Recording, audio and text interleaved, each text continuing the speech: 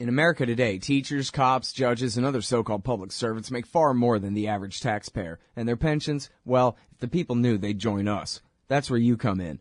Taxpayers United of America is embarking on a great new project to train activists how to take on the parasites in your communities. The entire process, from prying loose the facts to disseminating the truth to the people. The next of these great workshops is Saturday, April 11th in Las Vegas. It's just $15. For more information, go to taxpayersunited.org/govpensions. Hey guys, how's it going? Welcome back. All right, our guest today is our old friend John Feffer from Foreign Policy in Focus, Institute for Policy Studies, and then here he is at the Low blog. I lost the damn tab here. The article is about Iran and North Korea and the talks. Welcome back to the show. How are you doing, John? Good. Thanks for having me on the show. Very happy to have you back here. Here it is. I found it. Iran, North Korea, and the Congress that says no. And, yeah, I hate Congress, too. They suck. I mean, I guess it'd be better to have them and no president to carry out their will. If that was my choice, I'd settle. But anyway, in this case, you're talking about various presidents. First of all, Bill Clinton back in the 90s, and now Obama, trying to, come to some sort of nuclear compromise in the cases of Korea and Iran, North Korea and Iran, and how the Congress just will do everything that they can to screw these things up. So, you know me, I love talking about this agreed framework and how it came together and how it all fell apart because I think it's such an instructive story. So could you please tell us about the agreed framework deal that Bill Clinton made with the North Koreans back in 1994, the context and what the deal was? Sure. Well, folks might remember, if they're old enough, I guess, that we almost went to war with North Korea in 1994. North Korea withdrew from the Nuclear Non-Proliferation Treaty in the spring of that year, and the conflict escalated as the United States tried to find a variety of different methods of persuading North Korea to return to the NPT, the United States along with other members of the international community. And it got to a point where it really looked as if the Clinton administration was very seriously considering a military attack on North Korea in order to take out its nuclear capability or its burgeoning nuclear capability. And then right before any conflict broke out, former President Jimmy Carter, more or less on his own initiative, the Clinton administration was not enthusiastic about his trip, decided to go to North Korea, sit down with the North Korean leader at that time, Kim Il-sung, and out of that meeting came the kind of germ of a compromise. So Jimmy managed to get this compromise, and the compromise was relatively simple. It acknowledged the fact that North Korea was desperate for energy and wanted energy and saw nuclear energy as a kind of solution to its problem of electricity. So instead of a nuclear program, or at least a program that could easily produce a nuclear weapon, there was a substitute. And this is the basis of the agreed framework. The United States agreed to provide North Korea with 2 light water nuclear reactors. In other words, reactors that did not produce the kind of uranium or plutonium that could be easily turned into a plutonium device, as well as heavy fuel oil that can be used as well in the interim period between the time that it took the international community to actually build these light water nuclear reactors. And in exchange, North Korea agreed to freeze its nuclear weapon development program. Now, the Clinton administration basically brought that to Congress, and Congress was not all that happy over the summer of 1994. It was very skeptical about negotiating with North Korea in the first place, and much of the negotiations that were taking place were not particularly transparent, as these negotiations tend to be. I mean, it's just diplomats who are trying to hammer something out in a closed environment. Now, the problem was, of course, that the congressional complexion, shall we say, changed in 1994. both houses of Congress became Republican, and the Republicans had even greater skepticism about this entire process.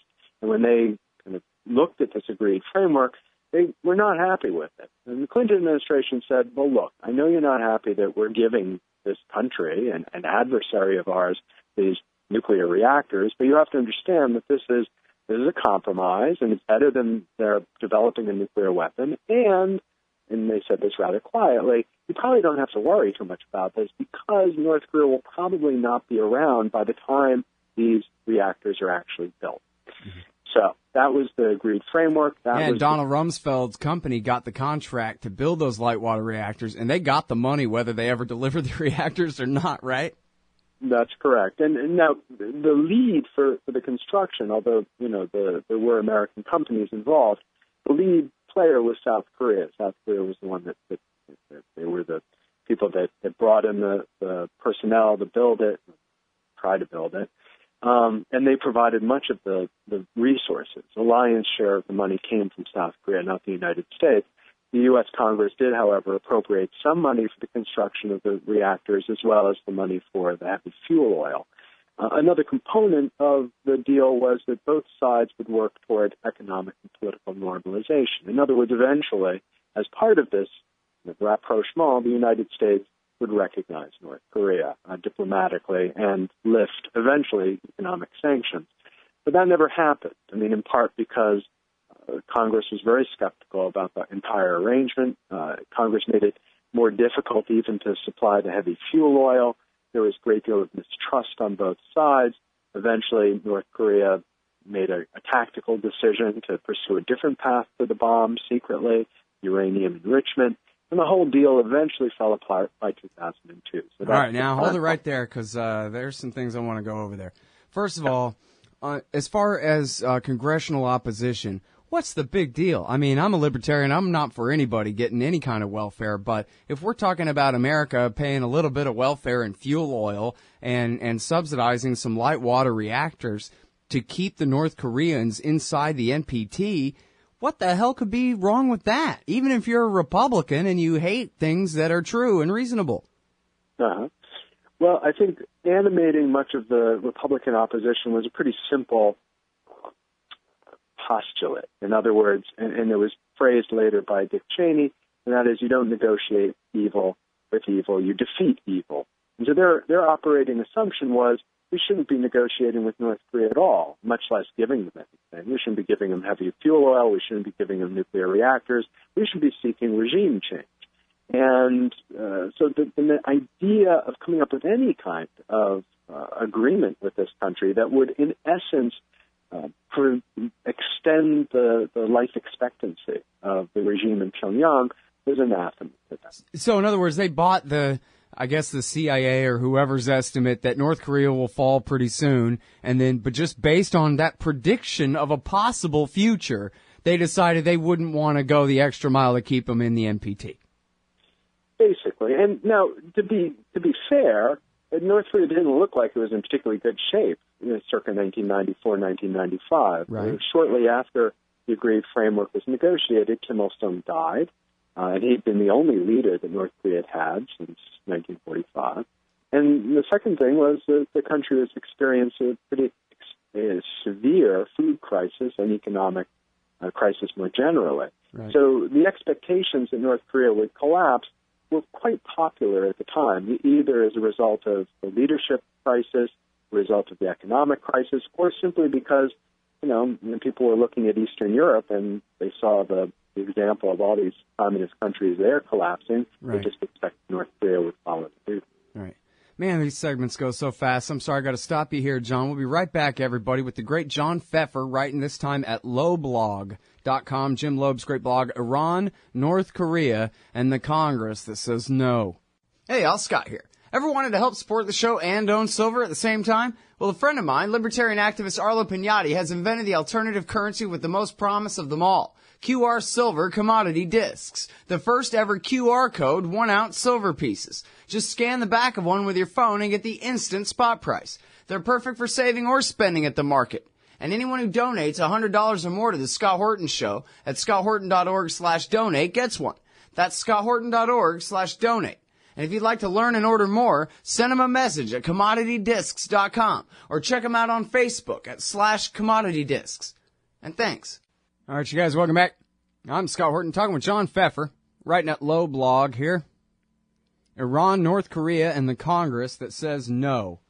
So we're talking about the deal that Bill Clinton struck with the North Koreans back in 1994, the agreed framework. We'll give you fuel, oil, and money and light water reactors if you'll promise, which can't be used to make nuclear weapons, to produce weapons-grade plutonium, if you promise to leave off your Soviet-era reactors that do, in fact, produce weapons-grade plutonium, and how the deal fell apart. And this is one thing I wanted to get a point of clarification. I know we've been over this, but now I forget. You just said, and you say in the article here, that the North Koreans went ahead and embarked on a second track to a bomb, and that was a secret uranium enrichment program.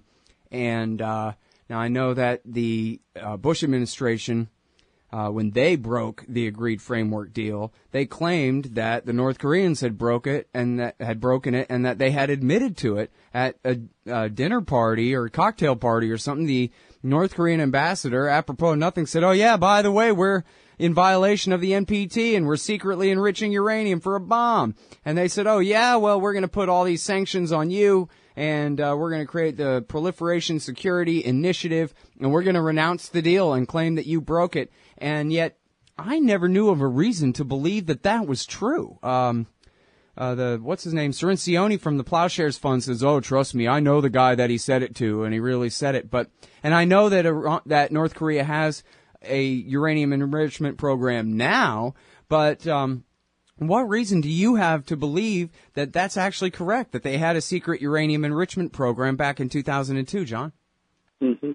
Well, apparently, and I haven't verified this with my own eyes. I simply have gone by the statements of experts who have examined the evidence, that the Clinton administration had evidence as early as 1998 that there was a secret enrichment program going on in North Korea. In other words, prior even to the admission by the North Korean diplomat. Oh, really?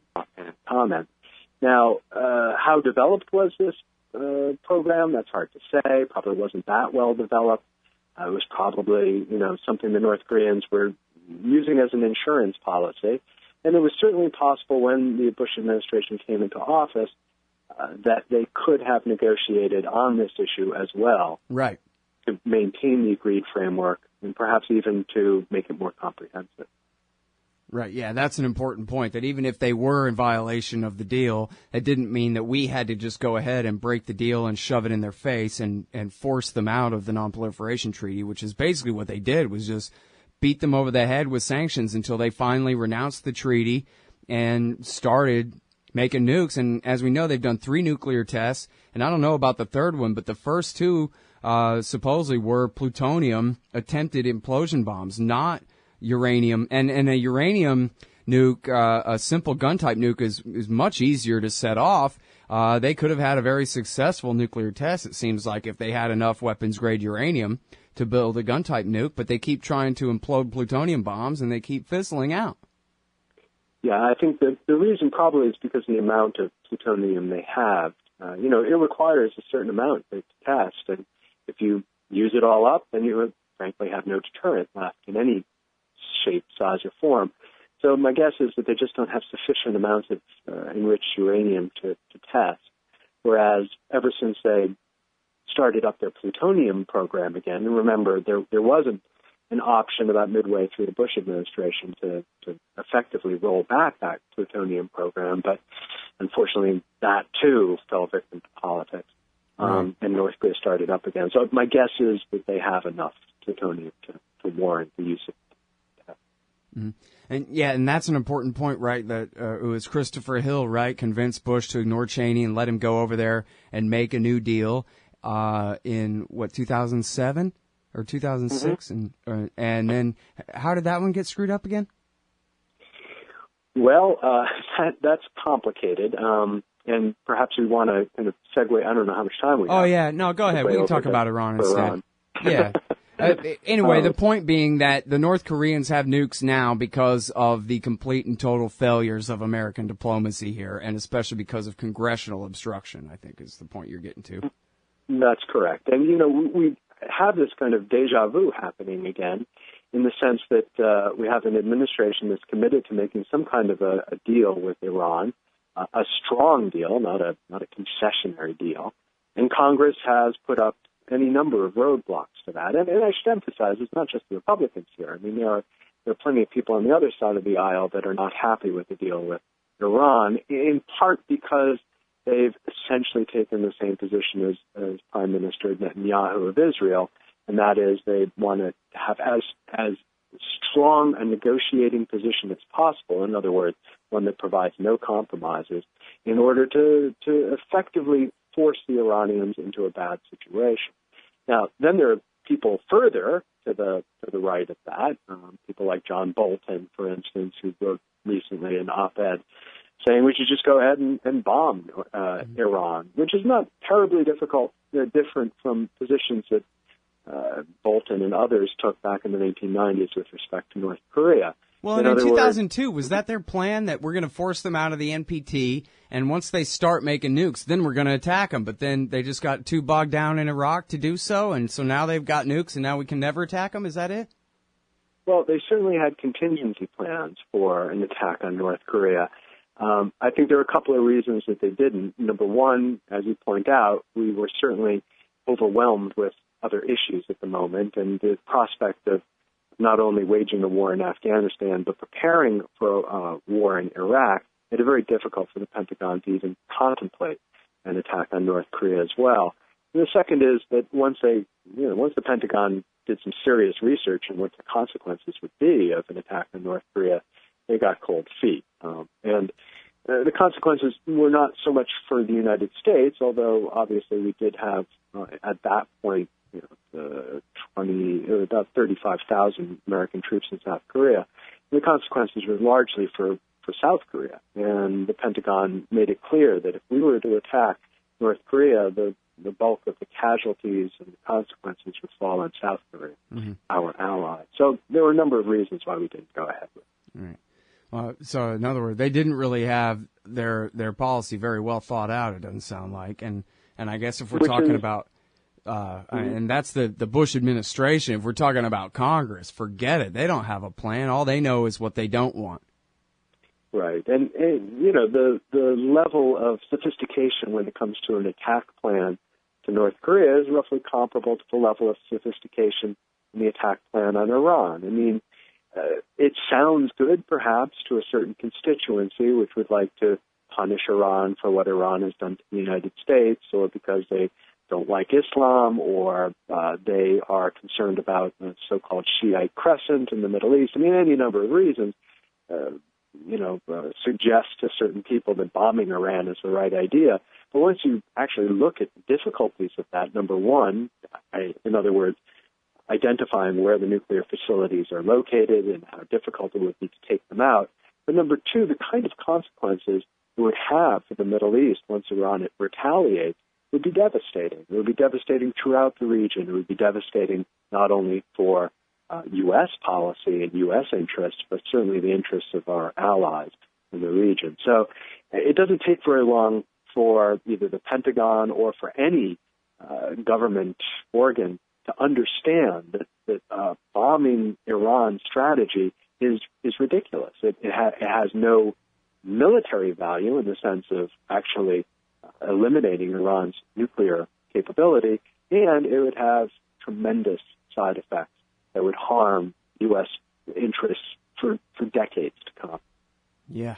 Well, and I mean, the best that the War Party can come up with, I think the best that I've read from them along these lines would have been not Bolton, but Joshua Moravchik in the Washington Post said, well, and if we bomb them and that makes them decide that now they want to finally start making nukes, well, then we'll just have to keep bombing them, and we'll just have to go back and keep bombing them and bombing them and bombing them, and then that'll prevent them from ever making nukes. Mm-hmm. That's their idea. Yeah, it's not really. It doesn't qualify as an idea, really. It qualifies as as just a knee-jerk reaction based on failed policies of the past. And the bottom line is the negotiations that are taking place today in Switzerland in order to wrap up some kind of a blueprint for negotiations by the end of this month, in many ways are far more sophisticated than the negotiations that took place around the agreed framework. Mm-hmm. Back in the 1990s, we had only a dim understanding of what North Korea's nuclear capabilities were. And we had only a dim understanding of how North Korea might break out of any kind of agreement. But today we have a great deal more sophistication, and as a result of the kind of verification methods that the IAEA have been pursuing with respect to Iran for many years, we have a great deal of understanding of where Iran is right now in its program and how best to retard any kind of efforts to create a bomb.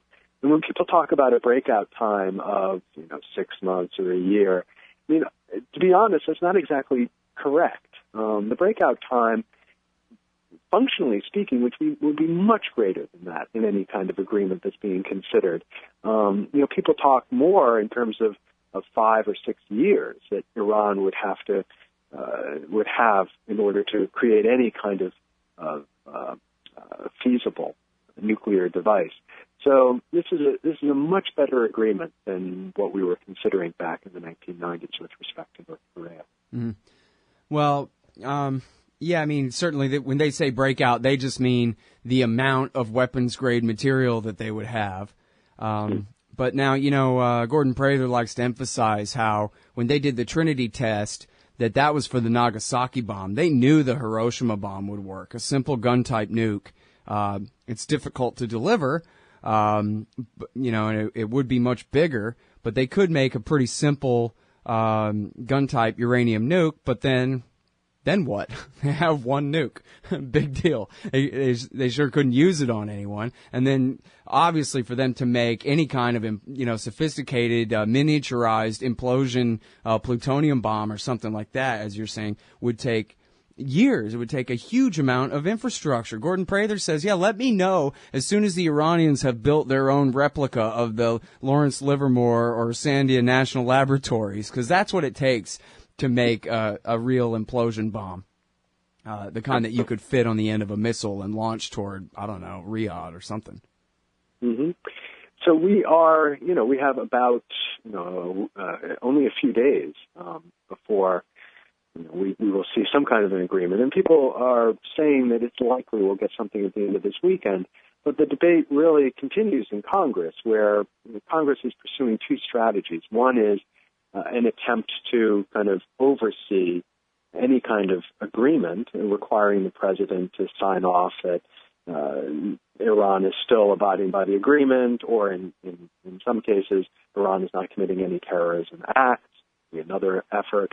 And then the other effort is to increase the threat of sanctions. In other words, to ensure that there are another round of sanctions at ready, even before the diplomats have managed to come up with a final agreement, all of which sends the wrong signal, to say the least, to the Iranian negotiators, the same kind of signal, for instance, that Tom Cotton, the senator from Arkansas, sent when he corralled 46 other senators to send a letter to the Iranian leadership saying, hey, a future Congress, a future president can basically tear up this agreement and say it's worthless. In other words, Congress is basically saying to the Iranians, you can try all you want to get this agreement, but ultimately we're the ones who make the decisions not only about the longevity of this agreement, but also about the sanctions and how long they're going to remain in place. Yeah.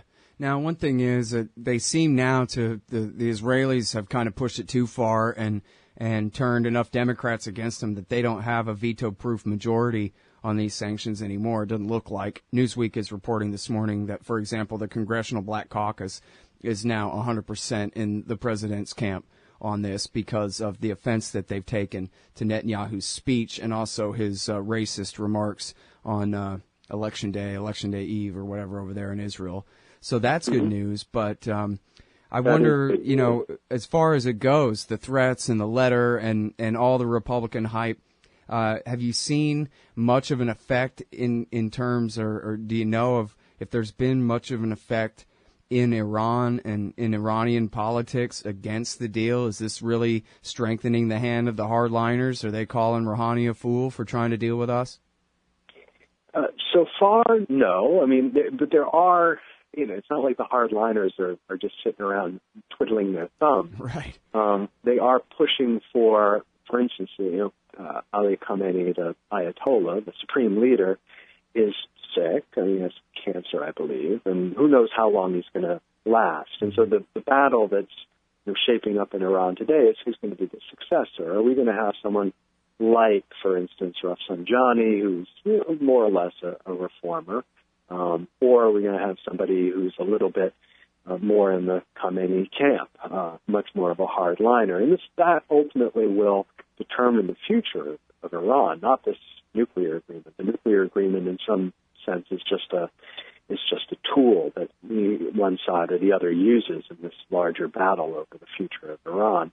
But at the moment, at least going into the negotiations, or as we come to the end of this particular round of negotiations, the reformers seem to be in firm control, at least, of these details. And then the Iranians are trying to get the strongest possible deal that they can get, so that the reformers, when they bring it back to you know, Tehran, people don't laugh at them and say, well, you just gave away everything to the Americans. So they have to demonstrate that they, you know, have you know, compromised fairly and strongly.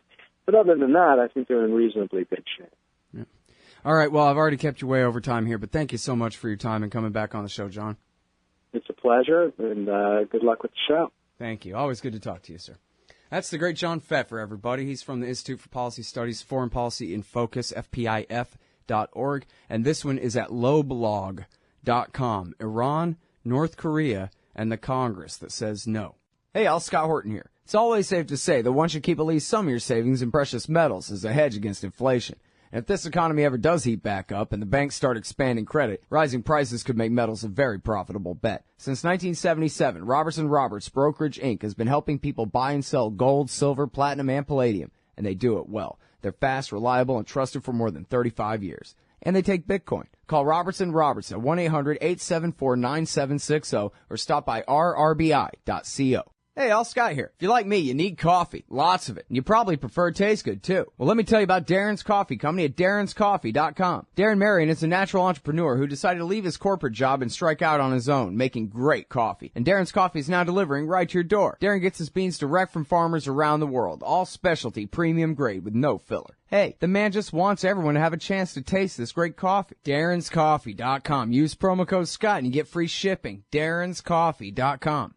Hey, Al, Scott Horton here for Liberty.me, the social network and community-based publishing platform for the liberty-minded. Liberty.me combines the best of social media technology all in one place and features classes, discussions, guides, events, publishing, podcasts, and so much more. And Jeffrey Tucker and I are starting a new monthly show at Liberty.me, Eye on the Empire. It's just $4 a month if you use promo code Scott when you sign up. And hey, once you do, add me as a friend on there at scotthorton.liberty.me. Be free. Liberty.me.